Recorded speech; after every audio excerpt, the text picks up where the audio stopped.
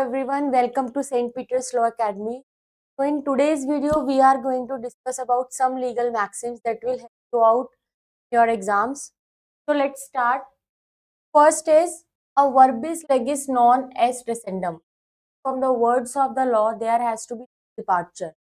जो लॉ में लिखा है उससे पीछे नहीं हटा जा सकता, उसको फॉलो करना पड़ेगा। उससे आगे पीछे आप नहीं हट सकते और ना ही मतलब जो भी लॉ में लिखा है उसके बियॉन्ड आप नहीं जा सकते। Then next is Actionum genera maxim sunt servanda. It means the kinds of actions has to be followed. कि जो भी laws हैं they have to be followed. Not like कि मुझे law के बारे में नहीं पता था तो मेरे ऊपर ये law applicable. It should not be like that. And third is actio personalis moritur cum persona. A personal action dies with the person. Says that a personal action dies with the person. अगर किसी person के साथ कोई person का कोई claim बनता है या कुछ और अगर उस पर्सन की डेथ हो जाती है तो लीगल हायर्स और रिप्रेजेंटेटिव्स को आगे कंटिन्यू नहीं कर सकते। फॉर एग्जांपल अगर कोई पर्सन है तो बैटरी एक ऑफेंस होता है just that is in law of tort. तो अगर लॉ ऑफ टॉर्ट में बैटरी के ऑफेंस की वजह से किसी पर्सन को and if that person dies तो उसके जो लीगल हायर्स और रिप्रेजेंटेटिव्स है वो उस पर्सन के बिहाफ पे कोई भी कंपनसेशन दे सकते हैं। तो उस पर्सन का जो भी पर्सनल एक्शन था जिसके लिए भी वो एंटाइटल था कि भाई कंपनसेशन उसे मिलना चाहिए और यू कैन से कि उसको कोई क्लेम अगर कोई ऑफेंस होता है उसके अगेंस्ट और उसके लिए उसको क्लेम कोई बनता है and if that person dies तो उसका जो क्लेम होता है वो भी उसके साथ खत्म हो जाता है। Then fourth one is it says actus non facit reum nisi mens an act does not make person guilty unless his mind is कि जस्ट बिकॉज किसी पर्सन ने कोई ऑफेंस कर दिया बट उसको उसकी कोई नॉलेज नहीं तो उसे गिल्टी नहीं करा जाएगा। तो किसी ऑफेंस के लिए लायबल तब करा जाएगा जब ये पता चल जाए कि भाई उसका जिस जिस कोई ऑफेंस कर रहा था उस टाइम पे उसका माइंड में क्या प्रोसेस चल रहा था, क्या इंटेंशन थी और किस पर्पज से उसने करा। फॉर एग्जाम्पल अगर कोई किसी को यू कैन से कि इसमें जैसे कोई गिल्टी माइंड नहीं है तो अगर किसी ने क्या करा एक कोई पर्सन किसी जंगल में गया शिकार करने और उसको लगा कि भाई इसके पीछे झाड़ियों के पीछे कोई एनिमल है जिसको मैं हंट कर देता हूँ और जब उसने शूट करा तो बाद में पता चला कि उसकी ह्यूमन बीइंग डेथ हो गई। तो वहां पे उसकी ऐसी कोई इंटेंशन नहीं और सर्कमस्टांसिस भी ऐसे नहीं ये लगे कि भाई वो किसी ह्यूमन बीइंग की डेथ कॉज करना चाहता था। सो हेयर वहां पे उसका कोई गिल्टी इंटेंशन नहीं था इसलिए liable for any of. Then next is actus de invito factus non est actus. It means an act done against my will is not my act. अगर कोई मुझसे जबरदस्ती मेरी मर्जी के खिलाफ कोई एक्ट करवा देता है तो वो एक्ट मेरा एक्ट कंसिडर नहीं करा जाएगा। अब अगर कोई क्या होता है जबरदस्ती डरा धमका के कि वाले पर्सन को ताकि इतनी जोर से हिट करता हो कि उसको इंजरी हो जाए, मैं वो नहीं करना चाहती बट मुझे डराया धमकाया जाता है कि अगर तुमने कॉज नहीं करा मतलब अगर तुमने ये एक्ट नहीं करा तो हम तुम्हारी जान ले लेंगे या तुम्हें बहुत बुरी तरीके से हर्ट करेंगे। तो उस केस में क्या हुआ मेरा कोई विल नहीं था बट स्टिल मुझसे वो एक्ट कराया गया तो उस एक्ट को ऐसा माना जाएगा कि वो एक्ट मेरा नहीं था, वो एक्ट जो था मेरी मर्जी के बिना मुझसे कराया गया। Now next is amicus curiae. It means friend of a court. Friend of a court means बहुत बार ऐसा होता है कि कोर्ट को किसी एक मैटर पे से एक मैटर में किसी पर्टिकुलर चीज के ऊपर किसी एक्सपर्ट का ओपिनियन चाहिए होता है। तो इट्स नॉट लाइक कि जिस भी पर्सन को ओपिनियन चाहिए वो किसी लीगल बैकग्राउंड का ही पर्सन है।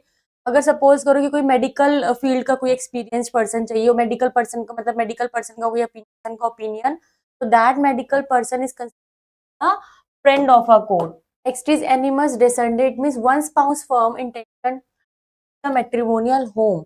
जब एक स्पाउस का इंटेंशन है कि वो मैट्रिमोनियल होम छोड़ दे और इस इंटेंशन से छोड़े कि भाई उसको अलग रहना है, उसको अपनी मैरिटल ऑब्लिगेशन करनी है, सेपरेट होना है, and there comes a factor of desertion जो एक डाइवोर्स का ग्राउंड भी हो सकता है। तो एनिमस डिसेंडेंट इज कि जब एक स्पाउस का इंटेंशन होता है कि वो अपनी मैट्रिमोनियल होम छोड़ दे। Next is animus domina. It means intention of owner. तो इंटेंशन ऑफ ओनर में क्या होता है, देखो intention of owner corpus possession होता है, एक्चुअल फिजिकल कंट्रोल मतलब physical control of the over the property जिसको कहते हैं कि फिजिकल पोजेशन। अब now intention of owner is कि ओनर जो है उसका क्या intention, that is animus domini. Next is audi alteram partem, तो इट मीन्स कि नेचुरल जस्टिस के लिए बहुत जरूरी है कि दोनों पार्टीज को है, एक इट्स नॉट लाइक किसी एक पार्टी को सुनना, तो नेचुरल जस्टिस के लिए it is audi alteram partem, it mean let the other side be heard as well, दूसरी साइड को भी सुना जाए, दोनों साइड को सुन के तब कुछ डिसाइड करा जाए और उसी के बेसिस पे नेचुरल जस्टिस है। अगर एक पार्टी को किया जाए that is not to be a fair trial और a natural, then bona fide it mean good faith. अब हम जब भी अपना लॉ पढ़ेंगे उसमें हम बहुत बार देखते हैं that has to be done, it is done in bona fide intention, done with bona fide intention, तो मतलब कोई भी एक्ट गलत इंटेंशन से ना करके कुछ गुड फेथ में होता है, लेकिन अगर वो गुड फेथ में होने के बाद भी कुछ गलत हो जाता है जो ऑफेंस की कैटेगरी में आता है, तो उसको ऑफेंस करने के पीछे एक गुड फेथ था, कोई बैड इंटेंशन नहीं। Now next is corpus possession. अभी हमने एनिमल्स करा, उसमें था कि physical intention of the owner, that is intention of the owner. Animals descend is intention of the owner. Corpus possession भी उसका है। Corpus possession and animals property से रिलेटेड होते हैं। कॉर्पस पोजेशन जो फिजिकल पोजेशन होता है, किसी पर फिजिकल कंट्रोल होता है। अगर मैं अपने घर में रह रही हूँ तो मेरा वहां पे physical control. Next is cujus est solum ejus est usque ad coelum, तो it says principle of property. It means कि जो प्रॉपर्टी जिसकी भी है उसका ना ही सिर्फ उस प्रॉपर्टी ऑफ प्लॉट पे और लैंड पे राइट है, बल्कि उस प्रॉपर्टी पे ऊपर की चीजें और प्रॉपर्टी के नीचे जितनी चीजें उन सब पे भी उसका राइट है। प्रॉपर्टी के नीचे अगर ग्राउंड वाटर कहीं निकलता है तो उस पर राइट है, प्रॉपर्टी क्या है तो उस प्रॉपर्टी के ऊपर तो उसका air above and air below the land भी का राइट होता है। Caveat emptor is buyer be aware.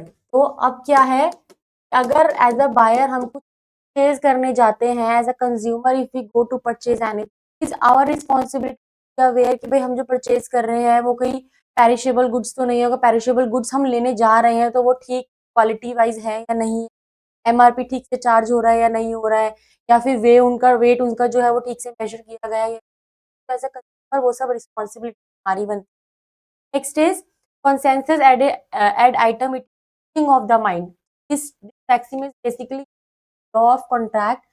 Contract में क्या होता है, एक पार्टी प्रपोजल देती है, दूसरी पार्टी उस प्रपोजल को एक्सेप्ट करती है, तो जिस पॉइंट पे दोनों का मीटिंग ऑफ माइंड है, जहाँ पे दोनों का डिजायर फुलफिल होता है कि हाँ मैंने उसे ये बोला, सामने वाले ने मुझे उस चीज पे हाँ बोला, जहाँ पे मीटिंग ऑफ माइंड हुआ दैट इज डेमनम साइन इंजीरिया।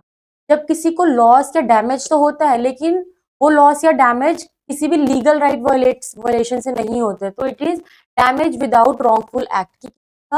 आपने कुछ मतलब अपना एक्ट करा जिसमें का कोई लीगल राइट आपने वायलेट नहीं करा, बट फिर भी सामने वाले को that is damage.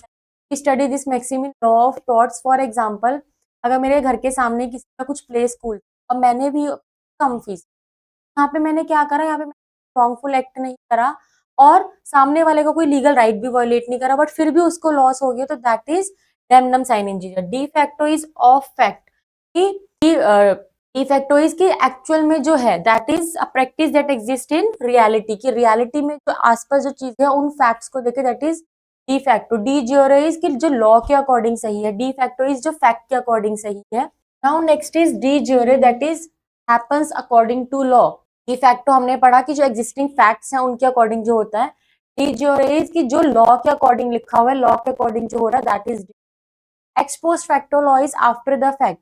For example, अगर आज की डेट में कोई एक्ट हुआ और उसके ऊपर अभी कोई भी यू कैन से पनिशमेंट नहीं है, कोई भी लॉ नहीं है, और आने वाले 1 साल में, आने वाले 10 दिनों में उसके ऊपर कोई लॉ आ जाता है, तो क्योंकि मेरा जो एक्ट था वो उस लॉ के आने से पहले का एक्ट है, जस्ट बिकॉज अभी इस डेट में उसके ऊपर कोई पनिशमेंट हो गई है, कोई ऑफेंस की कैटेगरी में आ गई, कोई एक्ट आ गया है, तो मैं उस चीज के लिए लाइबल नहीं मानी जाऊंगी। क्यों?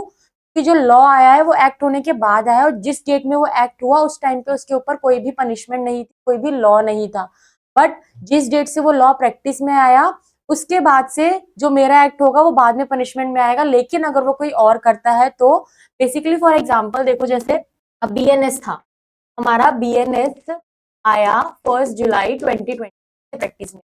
अब फॉर एग्जाम्पल इसमें कुछ नई चीजें ऐड हुई जो कि ऑफेंस की कैटेगरी में, तो अगर किसी ने 30 जून 2023 तक कोई एक्ट करा जो कि उसके ऊपर कोई भी लॉ नहीं था, तो वो पनिशेबल नहीं है। बट अगर वो एक्ट इनमें से किसी कैटेगरी के अंदर आ रहा है, अब क्या हुआ, 1 जुलाई 2023 से ये एक्ट एनफोर्स हो गया, तो 1 जुलाई 2023 के बाद से अगर कोई भी इन एक्ट्स को करता है तो वो पनिशेबल है। बट अगर इस डेट से पहले किसी ने वो एक्ट करा और उसके ऊपर कोई पनिशमेंट नहीं थी, तो वो पर्सन पनिशेबल नहीं है। That is ex post facto.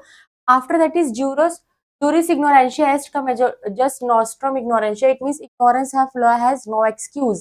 आप लॉ को नहीं जानते हो तो आप ये नहीं कह सकते मुझे तो ऐसा कुछ लॉ था पता ही नहीं था तो मुझे लाइबल ना करा जाए, ऐसा नहीं होगा। फॉर एग्जाम्पल, अगर गोल्ड इस पे एयरपोर्ट पे एक लिमिट तक ही गोल्ड आप लेके जा सकते हैं, आप बियॉन्ड द लिमिट गोल्ड लेके जाते हैं, आपका गोल्ड कॉन्फिस्केट कर लिया जाता है, तो आप ये नहीं मुझे तो पता ही नहीं था लॉ ऐसा, नो। तो इग्नोरेंशिया जूरिस एक्सिस है कि लॉ का कोई एक्सक्यूज नहीं है। Then is res adjudicate, it means a matter judged, और you can say res judicata भी इसे, जब मैटर ऑलरेडी जो ऑलरेडी डिसाइड हो चुका है उस पर दोबारा वही पार्टीज सेम फैक्ट्स के ऊपर दोबारा कोई केस लेके नहीं आ सकते हैं। अगर एक बार एक मैटर सेम पार्टीज के बीच फैक्ट पे कोई मैटर डिसाइड हो गया है तो उसके बाद उस पर क्या लग जाता है, res judicata. Next is res sub judice, it mean under judgement. अगर कोई मैटर अभी ऑलरेडी किसी कोर्ट में चल रहा है, दो पार्टीज की सेम फैक्ट पे, तो वही दो पार्टी सेम फैक्ट में किसी और कोर्ट में जाके केस फाइल नहीं कर सकते हैं ड्यू टू रेस सब्जुडाइज, क्योंकि वो जो मैटर है वो ऑलरेडी अंडर जजमेंट है। तो जो ऑलरेडी अंडर जजमेंट चल रहा है आप दूसरे कोर्ट जाके उसके ऊपर कुछ फाइल नहीं करते। After that is pacta sunt servanda, it means agreement must be kept. It plays roles in law of contract कि जो भी एग्रीमेंट हुआ है उससे बाइंडेड रहना चाहिए। अगर कोई करता है तो फिर रोल आ जाता है ब्रीच ऑफ कॉन्ट्रैक्ट का। तो जो भी एग्रीमेंट हुआ है that is pacta sunt servanda, it mean agreement kept की जो भी एग्रीमेंट है it should be kept, it should not be violated. So I hope you people are clear with this maxim, and these maxims will help you out during the exams. So for more such video, do follow our channel. Thank you so much.